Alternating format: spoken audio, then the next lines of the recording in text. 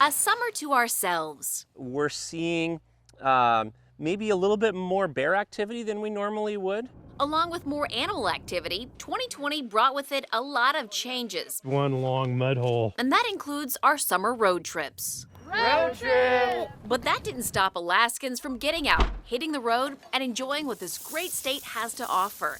And that's exactly what we did this summer. What should a kid take on a road trip? A hamster! Okay, maybe not a hamster, but from hiking to secluded hot springs through mosquito-filled bogs. I think there's one in the net with me.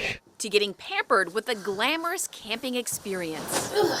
Feel free to walk across the bridge all you want. Thank you. You're welcome.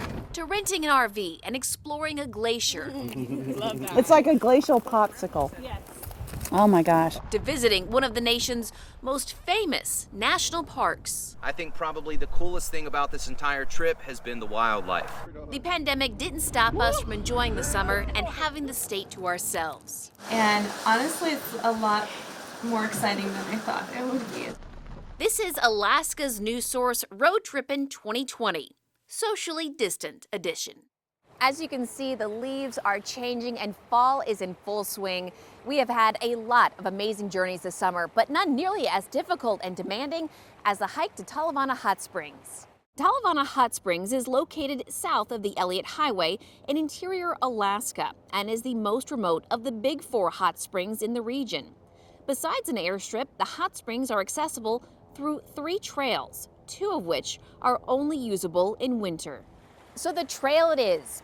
The trek to the trailhead is 100 miles north of Fairbanks, but nothing had prepared the team for the journey that was ahead. Our boots were tied, State land. bags were packed, and our spirits were high. 100-mile drive from It Fairbanks. was time to embark on our 10.1-mile hike to the Talavana Hot Springs. Second name for the record is Record. Leading the way was co-owner of the hot springs, Matt Record. The trip is half the fun. Fun on this hike meant a bog, bugs, and mud. One long mud hole that's, 200 or 300 yards long. It may have been Tom's daughter's nicknamed it the Hall of Death. The climb to the top of the Talavana Hot Springs Dome welcomed us with a beautiful view, but the best was yet to come. I'm ready for a soak, dude. Once we arrived at Talavana, the springs were calling our name. Talavana's issue is that it's got too much hot water and not enough cold water. But that hot water was exactly what we were looking for. We call this the upper tub. It's right here at the source of the hot spring. Property's 3 hot springs gave our crew plenty of options to choose from. We have what we call the middle tub.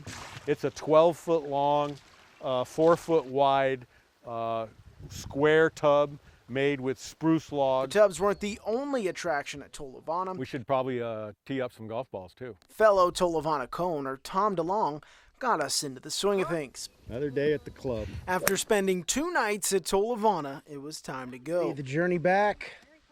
Let's get her started. We're hoping we can make it. We'll see. This time we knew what we were getting A into, little wet and muddy, but this is so much better than it was on the way up. or at least we thought we did. All right, gotta be careful not to step in the wrong spot. Oh, right over there, almost did it. Tromping through that spongy ground has gotten me out of breath. The demands of the backcountry adventure were difficult, Feels amazing. but worth every mile. Not for the faint of heart, for sure, but we did it. I can only imagine how nice that was for our crew. Talavana Hot Springs is extremely special, and as Taylor Clark tells us, the rejuvenation process is not only interesting, but rare. That is by far the main attraction. I mean, look around here. It's pretty beautiful and it's pretty nice, but face it, would you come out here to hang out in this cabin without a hot springs? After we made the 11-mile trek to Talavana Hot Springs ourselves, I'll say Tom DeLong couldn't have said it any better. These pristine pools are fed by natural hot springs that Tom and his business partner, Matt Record, built and maintained for guests. But be careful, because it's called a hot spring for a reason. Coming in at about 125 degrees Fahrenheit to 135 Fahrenheit, so very hot. But through some clever engineering, the water is perfectly safe. Make no mistake, Tom is running a hot tub business in the middle of nowhere who knows how to have fun with it, but he's a pretty smart guy too. You want to hear the full spiel from a geologist. These are 70 to 90 million year old batholithic granite plutons. Those, he says, fill the Tolovana Dome and others around to make the water hot. That popped up and had slow cooling magma. And within those slow cooling magma plugs of 70 to 90 million years old, there's a lot of radioactive decay in those minerals. Wait, what? Probably high, a little bit high in radon, which is a gas, which the water probably has radon. But if you study the history of hot springs, you'll realize that many of the therapeutic properties people attribute to the fact that this water is hot because of radioactive decay. Sounds hard to believe, but once you step in, you won't care why it's hot. It's just that relaxing. And if you've been to another hot spring, your nose may notice the difference too. You know, lots of hot springs have a sulfur odor, and that's from hydrogen sulfide. And this resource is just blessed not to have that. And really, the only thing you can do here is enjoy the pools. Tom says because of an executive order in 1912 to reserve this area for medicinal purposes. Which is just a wonderful thing when you think about it, because they were spot on. Because the people that all come here now are coming for this. All in all, I would say that excursion is one for the books, but we still have a lot of fun road trips to get through. Coming up next, an island adventure. Orca Island cabins are a hidden gem. Not only does the family who owns the island love sharing the experience with others, but they treat their guests like family while they're at it. Coming up, Ellie and I.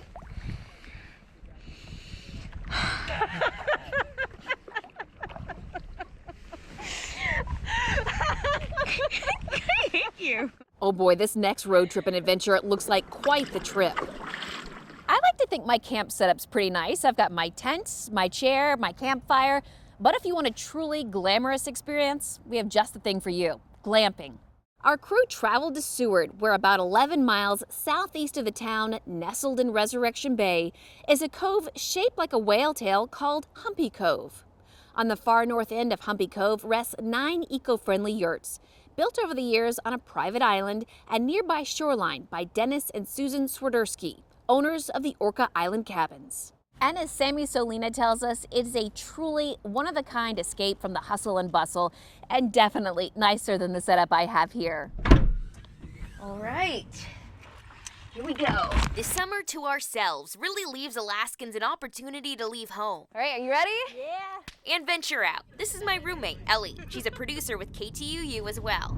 2.5 hours goes by fast with good company, and now it's time to hit the docks. So we're about to leave Seward, head on to the water taxi, and soon we'll be at Orca Island Cabin. Susan Swiderski, the owner, and her son Simon pick us up, and it's smooth sailing across Resurrection Bay until... Hey, where's the hat? We have a hat overboard situation. Gilbert Cordova, our digital producer, he lost his hat, so we're stopping the boat. I gotta get a hat. I'm gonna rescue a hat.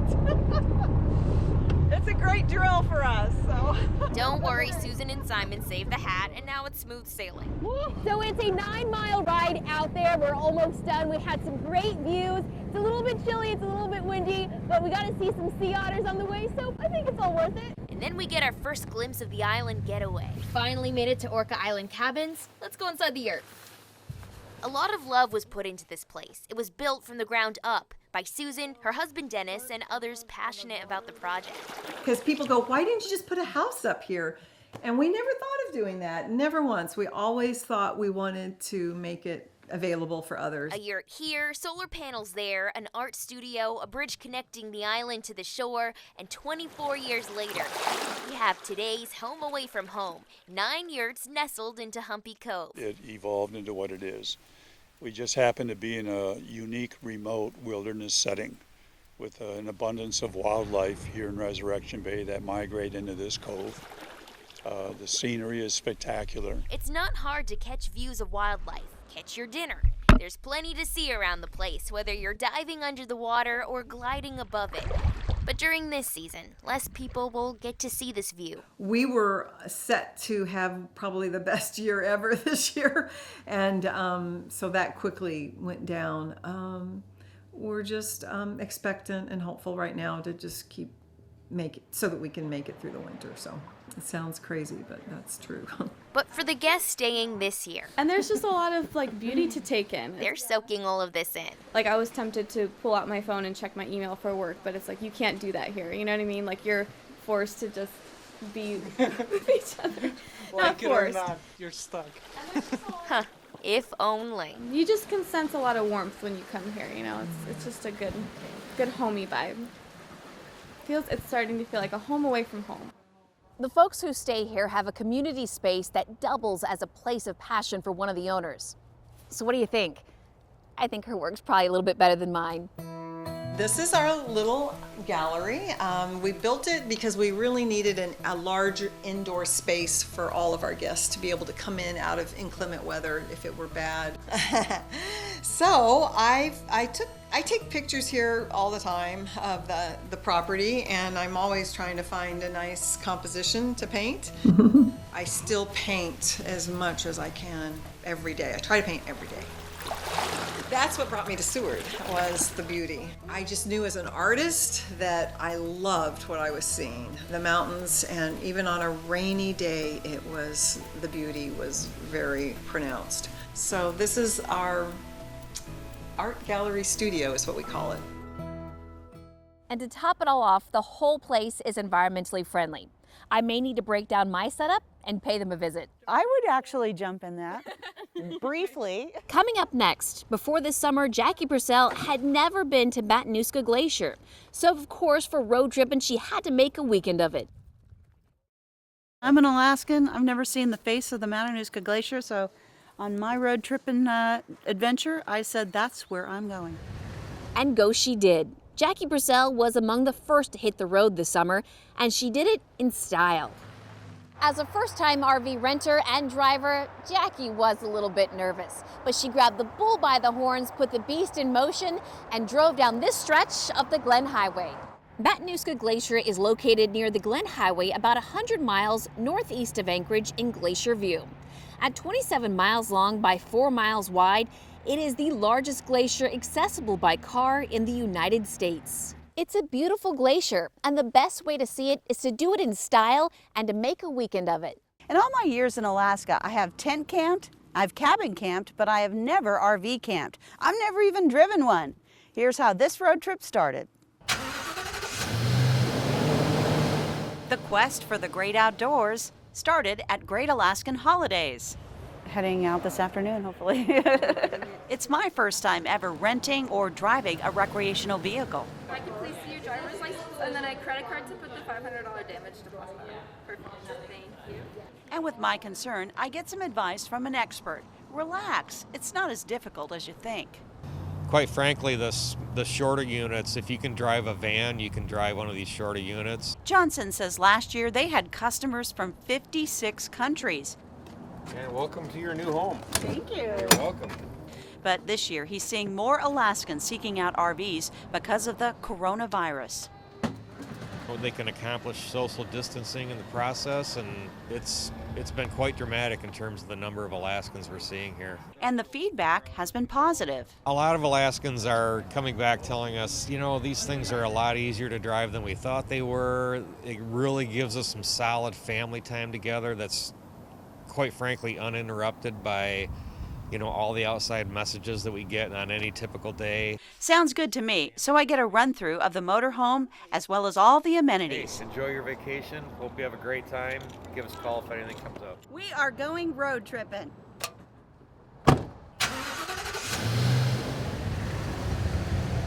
Leaving Anchorage, we head north to the Matanuska Valley. After getting through some road construction, it's a beautiful drive, and the 24-foot RV is pretty easy to handle. An occasional stop along the Glen Highway shows lingering snow on the mountain peaks that taper down to the Matanuska Valley floor. 109 miles from Anchorage, we arrive at Grandview RV Park and Cafe and are pointed to the campsite. Just straighten it out. Keep going. Hi. made it. The slide out is extended, and the next order of road tripping business is dinner. Chef Danny brings a little gourmet touch to tonight's entree. Okay, these are Copper River red salmon. We put on cedar planks, and we soak the planks for like an hour just in water so they won't burn.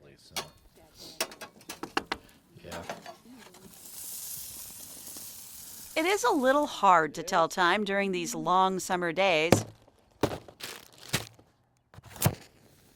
But we know that sound signals time for s'mores. A peaceful night, enjoying the campfire. So far, so good on this road trip. This was only the first part of Jackie's trip. Jackie and crew put on helmets and crampons and walked the gravel and the ice of Matanuska Glacier. Soaring several stories up into the summer sunshine, just think, that beautiful ice you're seeing were snowflakes in the Chugach Mountains hundreds of years ago. I've never been to the face of the Matanuska Glacier before, so that's what was my priority was for road trip, and I wanted to come this way. I wanted to see that, and on a beautiful weather day to boot, you know. We're hiking the terminus area of the glacier today. The Matanuska actually originates 27 miles away at Mount Marcus Baker. Glacier Park guides give us a safety briefing before we get going, trying on helmets and getting crampons for later. During the first ice age, which was 20 to 22,000 years ago, it was all the way in Anchorage. So it has receded all the way back. That's the nice thing about a guided tour. You get science along with beauty. And we get time to take in the sounds that the glacier itself makes. Look at this aquamarine colored kettle pond. And the water tends to cause the melt pockets to form in either circles or beautiful ovoid shapes. Very common in the glacier. Ice and rocks together also do things like this. This one looks like a huge mushroom as it rests on a stump of ice. Soon it'll fall over as the stump melts and the process begins all over again, a process called walking. When they make the bigger pedestals, they can go 4 to 40 meters. Where we step is crucial. So you don't want to step in without knowing where you're going. Testing one route for us, our guide got a little wet, so we'll avoid that one for sure. It's been a tough season. Cancellations are running about 95%. For companies that rely on summer tourism.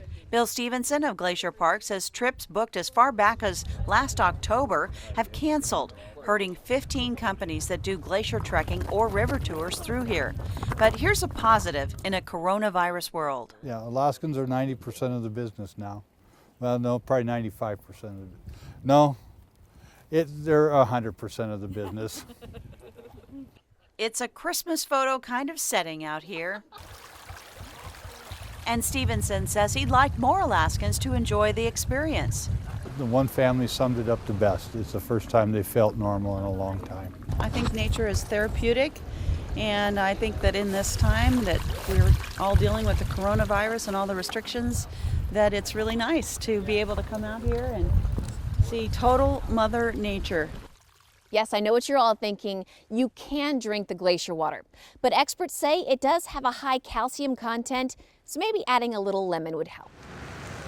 Coming up next, Alaska is home to one of the nation's most famous national parks.